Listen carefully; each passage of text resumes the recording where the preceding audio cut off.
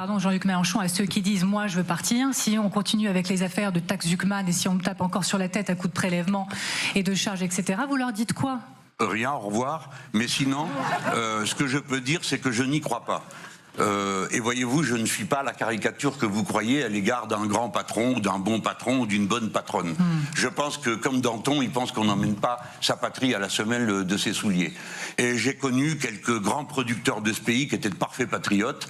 Je pense à Serge Dassault, être étrange, il en était un, paix à sa mémoire. Mais en tout cas, lui, payait ses impôts en France et n'a pas imaginé une seule seconde s'en aller. Pourtant, il ne vivait pas de Rafale. Il vivait du Falcon, qui est un des meilleurs avions du monde.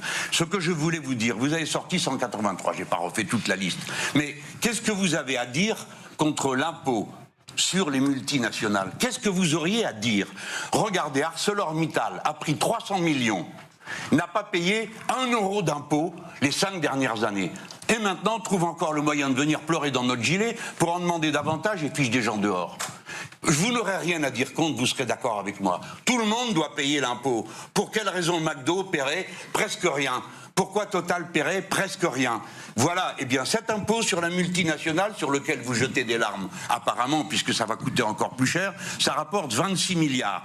Les taxes sur les super profits, 20 milliards. Qu'est-ce que vous avez contre le fait qu'on taxe les super profits davantage que les autres profits? Il me reste un impôt et après c'est fini. Michel de Rosen. Bon, et la taxe Zuckman, bon, bah, c'est là une taxe sur le patrimoine, vous l'avez entendu, mais c'est une parmi bien d'autres. Alors, vous n'aurez pas la taxe Zuckman, mais les socialistes vous proposent de vous faire un emprunt forcé. Je vous laisse vous débrouiller avec